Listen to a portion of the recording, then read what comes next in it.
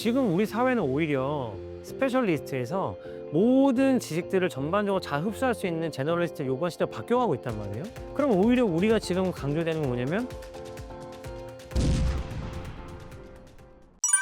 진짜 공부와 시험 공부는 어떻게 다른가요? 시험 공부는 정말 이 시험을 대비해서 하는 공부인데, 거꾸로 얘기하면은 이 시험이 지나가면 못 써먹을 공부라고 생각해요. 예를 들면 점과 직선 사이의 거리를 구하는 공식이 있어요.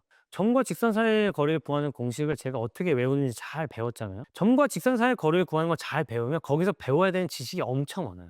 보시면 점과 직선 사이의 거리니까 방정식, 이 직사의 방정식도 알아야 되죠. 그다음에 이 점과 여기의 거리는 결국 이 수직으로 만나는 선을 그어야 되는 걸 알 수 있어. 그러면은 결국은 이 점과 점을 연결하려면 이럴 때 피타고라스의 정리를 써야 되는구나 알 수 있거든요. 이런 것들을 쫙 하다 보면은 이런 지식도 얻을 수 있고 이런 지식도 얻을 수 있고 이런 지식도 얻을 수 있어요. 그런데 제가 이번 시험 범위가 점과 직선 사이의 거리예요. 그래서 제가 공식을 외웠어요. 루트 a제곱 플러스 b제곱 분의 절대값 ax1 플러스 by1 플러스 c는 절대값 찾았어요. 이렇게 문제 풀었잖아요. 근데 이거는 다음에 이 점과 직선 사이 거리의 단원이 지나가거나 다른 단원에서 문제가 나오면 이건 써먹을 수가 없는 거죠. 왜냐하면 이게 만약에 a제곱 플러스 b제곱 이런 형태로 안 나오고 뭐 막 이상한 형태로 나온다거나 하면 얘는 이걸 써먹을 수가 없어요. 이 시험이 지나가면 써먹을 수 없는 거, 그리고 내가 이 시험이 지나가면 까먹을 거, 이건 시험 공부를 위한 거죠. 근데 저는 이거를 초등학생들부터 이렇게 공부를 하고 있다. 초등학교 2, 3학년이 수학 공부를 하는데 이거를 역량을 길러주는 공부를 시키는 게 아니라 시험 공부, 중학교 시험 공부를 지금 5년, 6년을 당겨서 하고 있다. 저는 이게 문제라고 생각을 하는 겁니다. 그래서 공부 효율이 차이가 나요. 특히 수학 같은 과목은 쌓이는 과목이란 말이에요. 그래서 제가 이걸 휘발되는 형태로 공부를 했어요. 그럼 안 쌓이잖아요. 그럼 외울 게 처음에는 요만큼 했으니까 제가 처음에 요만큼을 다 소화를 했으면 요만큼 넓어졌으니까 요만큼만 배우면 되거든요. 요만큼만 배우면 돼요. 수학은 이렇게 나오니까 요걸 배우고 까먹었어요. 그럼 그다음에 이만큼을 배워야 돼요. 이만큼 다 배워야 돼요. 이걸 또 다시 휘발시켰잖아요. 그럼 또 이만큼은 다시 배워야 돼요. 근데 시험 공부가 아니라 이걸 쌓아 올린 친구들 요만큼씩만 배워가면서 쌓아 올린다는 거죠. 이게 여러분들 꼭 기억하셔야 되는 게, 이제 우리 수능 제도가 바뀌었잖아요. 수능 제도가 바뀌었는데 어떻게 바뀌었냐면 이제 고등학교 과학 이게 시험 범위가 아니고 이제 과학과 사회는 모든 친구들이 다 똑같이 시험을 봅니다. 이제 이과 문과 이런 것도 없어요. 그냥 과학, 사회, 심지어 수학도 똑같이 봐요. 그런데 과학하고 사회가 문제 어떻게 나올 거냐면, 자, 한국 지리, 여기는 뭐 사회 윤리 이렇게 나오는 게 아니, 통합해서 나와 이제. 통합 사회랑 통합 과학을 봅니다. 시험 범위 언제예요? 초등학교부터 고등학교 전범위. 어디서 나오는지도 몰라. 이렇게 나오면 내가 여태까지 지식을 잘 쌓아오고 이것들을 잘 활용해 온 친구들은 솔직히 글만 읽으면 잘 풀 수 있는 문제들이 될 거예요. 근데 이거를 만약에 암기시험 공부한 애는 도대체 몇 과목을 새로 공부해야 되는지 모르는 거예요. 이 차이를 저는 학부모님들 좀 빨리 캐치하셨으면 좋겠어요. 이 시험 공부 방법조차도 옛날에도 제가 말하는 방법이 유효했지만 이제 바뀌는 입시 제도에서는 기존에 우리가 애들한테 강조하는 그 시험 공부로는 도저히 완료할 수 없는 공부로 바뀌고 있다. 이거를 꼭 기억하셨으면 좋겠다는 안타까운 마음입니다. 학교 공부에 대한 적성이 따로 있을까요? 학교 공부에 대한 적성은 있죠. 학교 공부에 대한 적성은 있는데 저는 사실은 근데 적성은 있는데 공부 자체가 적성인 친구는 저는 거의 못 본 것 같아요. 공부가 적성인 친구는 어떤 친구냐면 사실은 남으로부터 인정받는 것 자체가 좋고 자기가 이렇게 성취를 쌓아가는 것 자체가 굉장히 즐거운 친구들이 있어요. 그 남과 경쟁해서 이기는 게 좋아. 이런 친구들이 공부라는 행위 자체에 적성이 돼 있겠죠. 근데 지금 말씀하신 게 만약에 이 공부라는 이 전 범위에서 어떤 과목에 대해서 얘기한다면 저는 거의 없다고 생각합니다. 왜냐하면 저만 해도 최상위권 학생이었지만 저는 문학 같은 건 너무 어려웠어요. 근데 어떤 친구는 반대잖아요. 뭐 문학이나 이런 거는 되게 쉽게 받아들이는데 수학 문제는 자꾸 논리가 점프하고 이런 여러 가지 이런 것들이 있거든요. 그럼 결국은 지금 우리 사회는 오히려 스페셜리스트에서 모든 지식들을 전반적으로 잘 흡수할 수 있는 제너럴리스트 요번 시대로 바뀌어가고 있단 말이에요. 그럼 오히려 우리가 지금 강조되는 건 뭐냐면 나의 강점을 활용해서 내가 약한 부분을 메꿔주는 게 되게 중요한 시대예요. 그럴 때 활용돼야 되는 게 메타인지고 그럴 때 활용돼야 되는 게 일상생활과 나의 어떤 공부 연결이라고 생각하는 겁니다. 그래서 이제는 나는 물리가 특기야, 나는 수학이 특기야 이런 친구보다 전반적으로 세상에 있는 모든 지식들과 툴들을 잘 활용하고 지식과 지식을 엮어내고 남들이 놓치고 있는 부분들을 찾아내는 사람이 앞으로 우리가 시대가 원하는 인재상이 될 거라고 저뿐만 아니라 모든 전문가들이 얘기하잖아요. 이런 시대일수록 내가 가진 적성을 가지고 나의 부족한 부분들을 한번 채워보고 메꿔보는 그런 그것도 저는 결국은 역량이라고 생각하거든요. 근데 이거는 결국은 누군가는 적성이 있고 누군가는 적성이 없다는 아니라고 저는 생각을 합니다. 결국 공부는 문제 해결 능력이라고 생각합니다. 결국 다 마찬가지잖아요. 문제 해결 능력을 기르고 싶은 거잖아요.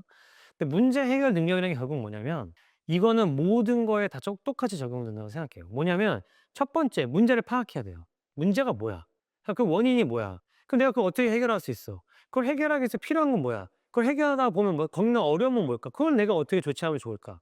이런 것들이라 생각하거든요. 저는 문학도 마찬가지였던 것 같아요. 내가 그러니까 이 문학을 못하면 보통 애들은 문학적 문제집을 이만큼 쌓고 계속 풀어요.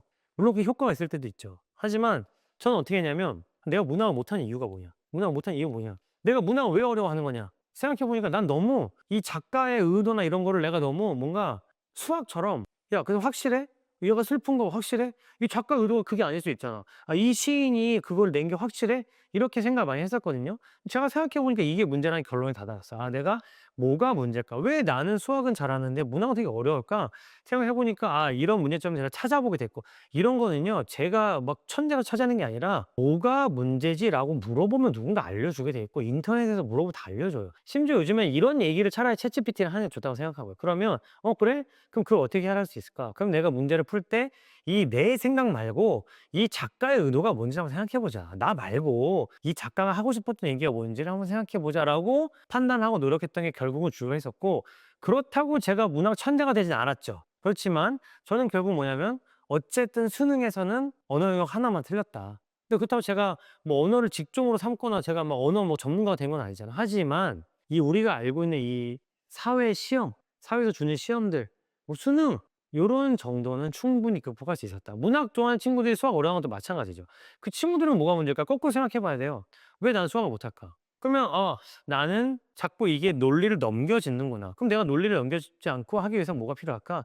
네, 이런 훈련을 해봐야 될 게 결국 해봐야 되겠네. 요런 질문들이 쌓여서 문제 해결을 하는데 제가 계속 얘기하는 일상생활에서 공부를 한다는 것 자체가 결국은 이런 질문들을 계속 던지는 거라고 생각해요. 왜? 어떻게 해야 되는데? 이게 뭐가 문제야? 그러려면 어떻게 해야 돼? 결국 이 프로세스가 쌓인 애들이 공부를 잘하는 거 아닐까요? 저는 그렇게 생각합니다. 구독자분들께 해주고 싶은 말씀이 있으신가요? 두 번째 책 평범한 아이들은 어떻게 최상위권이 되었을까라는 책을 냈는데요. 사실 저는 쓰면서도 고민이 되게 많이 들었어요. 왜냐면 이게 이 공부라는 이 브로드한 주제에 대해서 어떤 메시지를 들을 수 있을까라고 생각을 고민을 많이 했는데 제가 지금까지 만났던 사실 이 공부 잘하는 사람들 중에 평범한 사람들도 분명히 있고 하지만 이 사람들을 포함해서 공부 잘하는 사람들이 가지고 있는 특징이 있는데 그리고 제가 가르쳐 보니까 이 특징만 가지도록 만들어주면 애들이 진짜 공부 잘할 수 있는데 우리가 이 사회가 시험의 선별과 어떤 확인, 그러니까 공부를 잘했는지 확인하는 그 기능과 아이들 선별해내는 과정 그 기능 중에서 우리는 너무 이 선별하는 기능에 초점을 맞추다 보니까 아이들에게 공부를 잘하는 법을 알려주는 게 아니라 이 어떻게 하면 선별을 잘 당할 수 있냐에만 포커스를 두고 하고 있는 것 같아요. 공부를 가르치고 있는 것 같아요. 그런데 그러다 보면 공부를 좀 타고난 아이들만 잘할 수밖에 없거든요. 근데 제가 이번 책을 통해서 정말 이해하고 싶었던 게 뭐냐면 공부는 타고나지 않은 아이들 잘할 수 있다. 근데 그냥 열심히 한다고 되는 게 아니고 정말로 일상생활과 공부를 연결시키고 이 공부를 잘하는 사람들이 가지고 있는 좋은 습관을 가지면 그리고 내가 공부에 대한 나쁜 편견들을 버리면 진짜 가능하다는 거를 저는 정말 뼈까지 갈아가지고 썼다고 생각합니다. 한번 많은 관심 부탁드리고요. 이 사회가 이 정말 아이들에게 시험 잘 보는 법이 아니라 정말 공부를 잘하는 법을 알려주는 그런 구석도 좀 있어야 된다고 생각합니다. 제가 작지만 그런 힘이 될 수 있도록 노력을 한번 해보겠습니다. 예, 시청해 주셔서 감사합니다. 서울대 출신 아빠로서 아이들에게 절대 하지 않는 말이 있나요? 저는 근데 사실 서울대 공대 아빠이기 때문에 특별하다고 생각하진 않아요. 서울대 공대 아빠라고 해서 특별하진 않은데 다만 저는 세 가지 정말 아이들한테 이 말만큼은 절대 하지 말아야겠다라고 생각한 게 뭐냐면 첫 번째, 거봐. 아빠가 뭘 했어. 거봐, 아빠가 뭘 했어. 그러니까 왜냐면 저는 거봐, 아빠가 뭘 했어 라고 말하는 거는 저는 아이들 공부에도 굉장히 영향을 많이 미친다고 생각합니다. 그냥 거봐, 아빠가 뭘 했어. 이 말이 상징하는 게 뭐냐면 아빠는 이렇게 될 줄 알았다. 거봐, 너가 아빠 말 안 들었어 이런 거야. 저는 이렇게 생각을 하거든요. 저는 아이들이 엄마 아빠한테 대화하기 싫어하는, 공부에 대해서 얘기하기 싫어하게 되는 가장 큰 그 이유 중에 하나가 요 단어라고 생각해요. 거봐, 그럴 줄 알았다. 요거 있죠? 이거라고 생각을 하고요. 두 번째, 제가 이거는 뭐 특정한 말은 아니지만 저는 나중에 이렇게 돼야지 라는 말은 안 해요. 왜냐면 요즘에 부모님들이 많이 조금 이렇게 아이들의 진로를 딱 정하신 경우를 많이 봐요. 그런데 제가 느끼는 게 아이들의 모티베이션이 정말로 낮아요. 정말 낮아요. 그 아이들이 정말 모티베이션이 낮다는 생각을 많이 합니다. 왜 모티베이션이 낮냐면 저는 그렇게 생각이 들어요. 이게 엄마 아빠들이 너 나중에 이 정도 대학 가야 돼, 의치한 향수 가야 돼, 이런 얘기를 하는 게 정말로 이 아이들한테는 어떤 느낌이냐면 요 학원에 가기 위해서 요 학원에서 공부를 한 느낌. 그러니까 요 학원을 졸업하면 요 학원을 가는 거예요. 요 학원을 다니는 이유는 뭐냐면 더 좋은 학원을 가기 위해서. 근데 요 학원을 왜 다녀? 그럼 더 좋은 학원을 가겠어. 이제 애들한테 그런 느낌으로 보인다는 거죠. 물론 부모님들이 애들을 위해서 하시는 이야기고 굉장히 고민을 많이 하셔서 하신 이야기겠지만 요즘 아이들이 생각보다 공부에 대한 모티베이션이 굉장히 떨어져 있다. 나중에 뭐 되고 싶냐라고 하면 정말 아이들이 별로 꿈 같은 거 얘기 정말 아무도 안 해요. 네, 그래서 정말 아이들한테 저는 그걸 좀 규정 짓고 싶지 않다. 얘기를 좀 많이 생각을 하고 있고요. 세 번째는 아이들한테 공부할 때 너 이거 너 해봐야 뭐 너 공부 안 해봐야 너만 손해지. 이런 말 있잖아요. 저는 그런 말은 절대 안 하려고 합니다. 왜냐면 이게 왜 안 하냐면 이게 좀 이상하게 생각하실 수 있어요. 근데 아이들 위한 게 맞잖아요. 근데 엄마 아빠가 애를 위해 사랑해서 하는 말이죠. 예전에 근데 제가 하얀 거짓말에서도 한번 비슷하게 말씀을 드린 적이 있는데 아이들이 이 말을 들으면서 엄마 아빠에 대한 신뢰가 굉장히 많이 깨져요. 왜냐면 엄마 아빠는 분명히 나를 위해서라고 얘기를 하거든요. 엄마 아빠는 상관없대. 엄마 아빠 상관이 없대. 근데 엄마 아빠가 내가 공부를 못하면 나는 시험 못 봐서 괜찮거든요. 근데 엄마 아빠가 얼굴이 푸락해지면서 되게 엄마 아빠가 힘들어하고 엄마 아빠가 그걸 못 견뎌해. 그리고 엄마 아빠가 나한테 뭐라고 하냐면 공부 안 해봐야 네 손해야 라고 얘기하는 거죠. 근데 이게 제가 아이들 얘기하다 보면 이게 은근히 아이들에게 엄마와 아빠에 대한 약간의 그 의구심? 불신감을 갖게 되는 사실 계기가 되는 경우가 굉장히 많더라고요. 그래서 저는 어떻게 얘기를 하는 주의냐면 솔직히 아빠 엄마도 네가 공부를 잘했으면 좋겠어.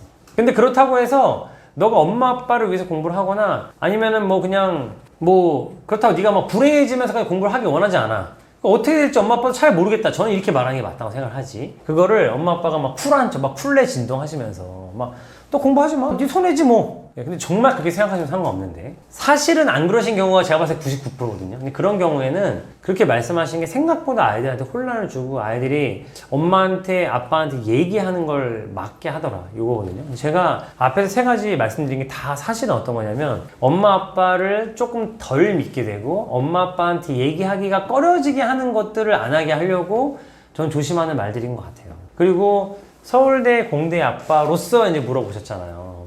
제가 서울대 공대 아빠로서 말씀을 드리는 건데 정말 공부를 잘할 수 있는 아이가 되려면 중학교 2학년, 3학년 때 정말 그 중요한 시기에 아빠, 엄마한테 엄마, 아빠 나 이게 필요해. 나 이거 해야 돼. 엄마 나 이거 도와줘. 나 이게 고민이야 라는 말을 할 수 있어야 한 단계 딱 도약해서 뛰어갈 수가 있어요. 근데 제일 안타까운 친구들이 그때 엄마, 아빠와 그게 안 되는 친구들. 엄마 아빠가 하는 말이 너무 스트레스 받고 너무 지겹고 아니면 엄마 아빠한테 얘기했을 때 또 이걸 너무 부담스럽거나 아니면 엄마 아빠한테 말하기가 너무 미안하거나 이런 친구들이 중학교 2학년 3학년 때 고민도 많이 하고 방황도 많이 하고 되게 힘들어하는 경우를 많이 봤거든요. 그럴 때 엄마 아빠랑 사이가 좋으면 이 모든 것들이 해결되는 경우가 많이 있어요. 그래서 제가 아까 앞에 세 가지 드린 말 결국 종합하면 결국 아이가 나의 솔직한 마음을 알고 내 편이다. 그리고 나를 존중해준다라는 말을 그런 마음을 가질 수 있도록 도와주는 그게 공부에 있어서도 제일 중요하다. 이런 말씀을 드리고 싶은 거죠. 분당에서 수학 가르치면서 느낀 의대 열풍은 어떤가요? 의대 열풍 많이 사그라들었죠. 제가 느끼기에는 많이 사그라들었어요. 많이 사그라들었고 그러면 대안이 뭐냐 했을 때 아직 없는 것 같아요. 그래서 아직도 의대 많이 보내고 싶어 하시는데 보내시는 분들도 사실은 의대가 답이 아니라고 생각하시는 분들이 이제 되게 많은 것 같아요. 제가 이 교육의 민족에 와가지고 처음 촬영하던 게 사실 몇 달 전인데 그럼에도 불구하고 그때랑 지금의 분위기는 사실 굉장히 많이 달라졌다고 저는 생각을 해요. 그런데 그럼에도 불구하고 아직 대안은 없다고 생각합니다. 이 시대를 뭘로 바꿔갈 것이냐 그건 이제 우리가 또 이 사회가 같이 결정을 해 나가겠죠. 그런데 저는 확신하기 되게 힘든 시대인 것 같고 그래서 제가 아이들한테 강조하는 거는 변화에 민감한 아이. 변화에 민감하다는 게 이렇게 변하나? 저렇게 변하나? 이런 게 아니고 어떤 환경에서도 이 상황을 잘 파악하고 그에 맞는 합당한 결론을 내릴 수 있는 아이로 길러주는 게 우리한테 중요하다고 생각을 하고 있고요. 요즘 부모님들 많이 바뀌신 것 같아요. 요즘 부모님들 많이 바뀌시고 특히 AI 시대가 오면서 AI가 돈을 벌 수 있는 수단이다라고 생각하시는 부분들 많은 것 같아요. 그래서 이 꼭 의대가 답이 아니고 나는 소프트웨어를 한번 해보겠다 이런 친구들 많고 저는 오히려 어떤 면에서는 긍정적으로 좀 생각하고 있습니다.